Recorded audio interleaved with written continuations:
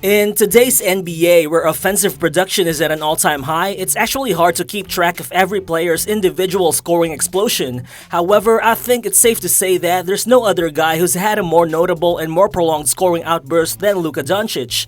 And so far, Doncic already has a total of 9 games with at least 40 points scored, which is the most in the NBA this season, which actually includes a couple of 50-point outings and one 60-point outburst. Currently, Doncic is leading the NBA in scoring with a career-high 33.8 points per game while also shooting 49.8% from the field, which is another career high. He's just been so unstoppable to the point that even the talk about his on-ball dominance has died down a bit, simply because Luka's also reached a new level of efficiency this year. Well, just look at the numbers. He currently has a 61.5 true shooting percentage, which is 4.4 percentage points up from last season. That's truly an insane shooting mark for a guard, but not only that, he's also really been efficient from almost anywhere on the floor. Well, Luka's currently shooting 35.1% from deep, which is just right around his 3-point mark over the past 2 seasons. But what's actually been most notable is how he's been taking his offense inside the arc more than ever, as he's averaging a career-high 14.8 2-point attempts per game, and from there, he's been really elite, shooting almost 74% at the rim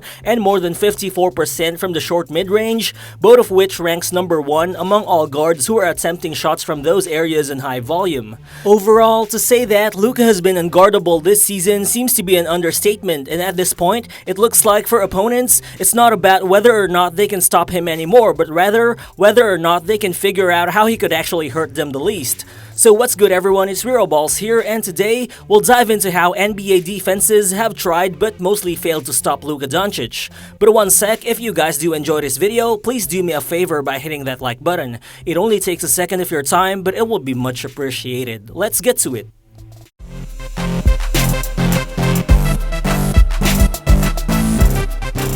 First, let's start with how Luka Doncic breaks down the pick and roll, which is the most commonly used play in today's NBA. Looking at it, with Doncic as the main ball handler, the Dallas Mavericks are producing 1.14 points per possession on pick and rolls, which is actually the second best mark among all PNR ball handlers this season, only behind Stephen Curry's 1.12 points per possession.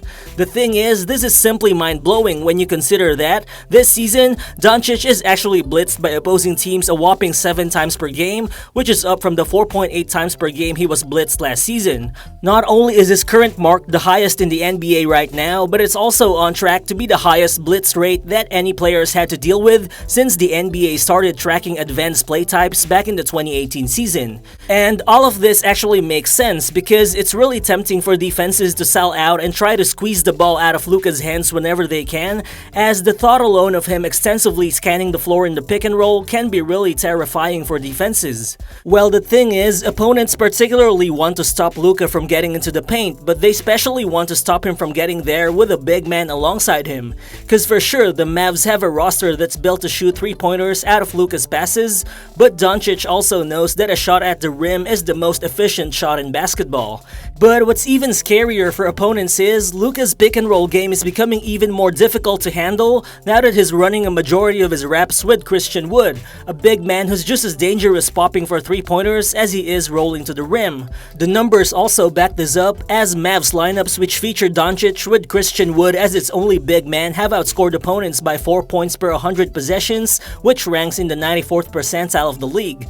Plus, Dallas has also produced 1.56 points per possession when Doncic has passed to a roll man this season, ranking in the 90th percentile of the entire NBA. Right here, you can see Luka running a double drag screen play with Finney-Smith and Christian Wood, and watch how Luka deals with the drop coverage. He gets the defense to commit on what looks like a potential floater up until he dishes out the easy lob to Christian Wood at the last second. Then this time, Luka runs a pick and roll with Dwight Powell. It's gonna be hard for him to make a play here with 2 defenders on the ball and another one in the paint, but watch him pause on one leg while delivering the one-handed pass to Powell out of the tough angle.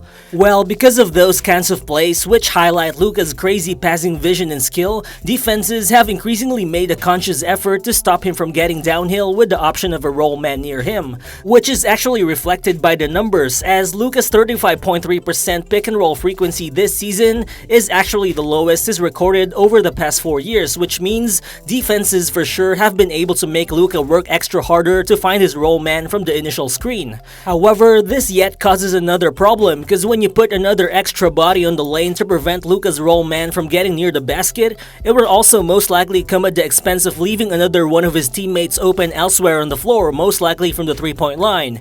And when that happens, you can basically assume that 10 times out of 10, Luka will be able to find that open teammate from behind the arc. Just like here, you'd see that Dwight Powell almost has a clear lane to dive right to the rim with Şengün really going high on the drop. Because of that, Jalen Green coming from the weak side is forced to tag Powell in the lane. This leaves Hardaway Jr. open as Luka finds him for the easy 3-point shot. Then here, Luka waits for the high screen to arrive. As Kleba sets the pick, Luka manages to split the trap, but watch how the entire Raptors defense collapses on him and his roll man. However, Luka reads the floor and he just dishes out the beautiful no-look pass to Hardaway Jr. for the open corner 3.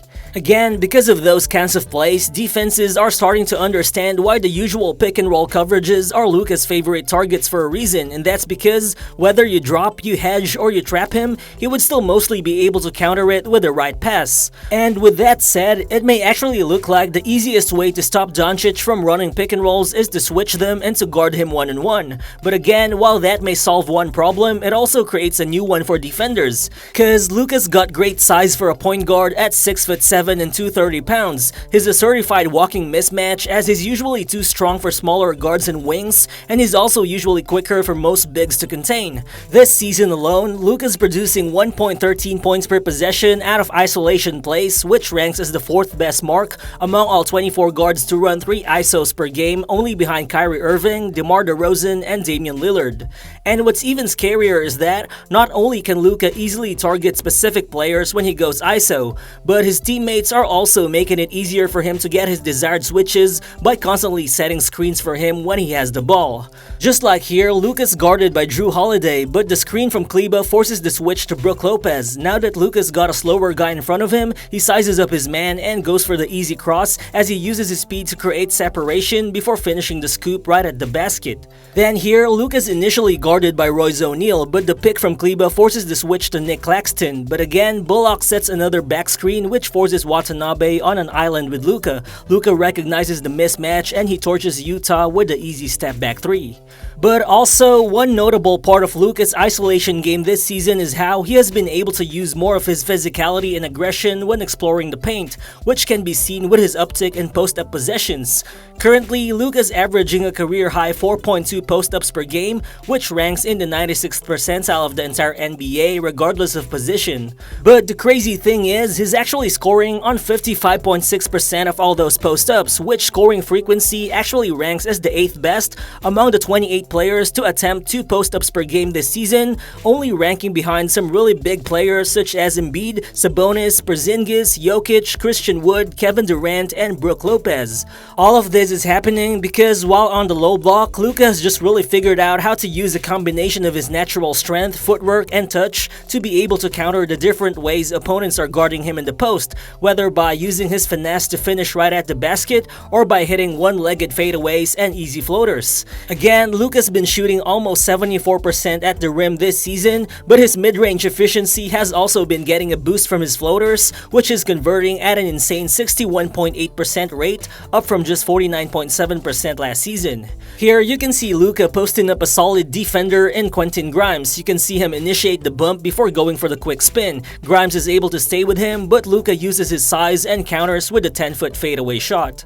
Then here, Luka's guarded by the bigger Franz Wagner in the perimeter. He then goes left and initiates the slight post-up before going for the up fake and rising up for the easy 5-foot floater. Finally here, you can see Luka posting up Derek White. This is a mismatch, so it's expected that Jalen Brown's gonna come to help. While the weak side is well defended, but the double team from Brown still leaves Bullock open as Luka finds him and he hits the three-pointer against the late contest.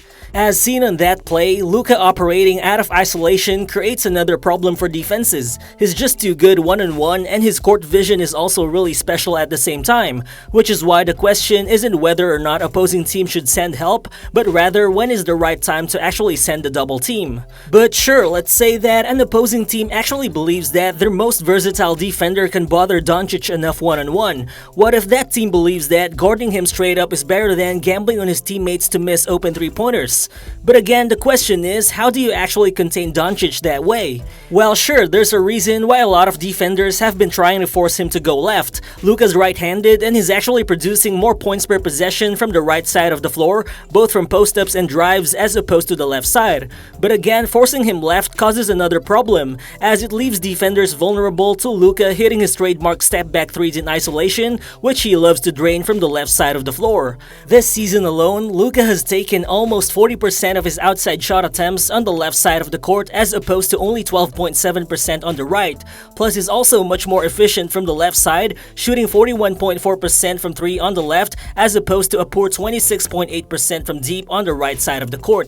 This is indeed a dilemma worth thinking about for opposing teams, as this season, the Mavs are 11-1 when Luka makes at least 4 three-pointers in a game. But either way, whether he's torching defenses from inside or outside the arc, it's worth noting that the Mavs are still outscoring opponents by 121.6 points per 100 possessions when Luka is on the court.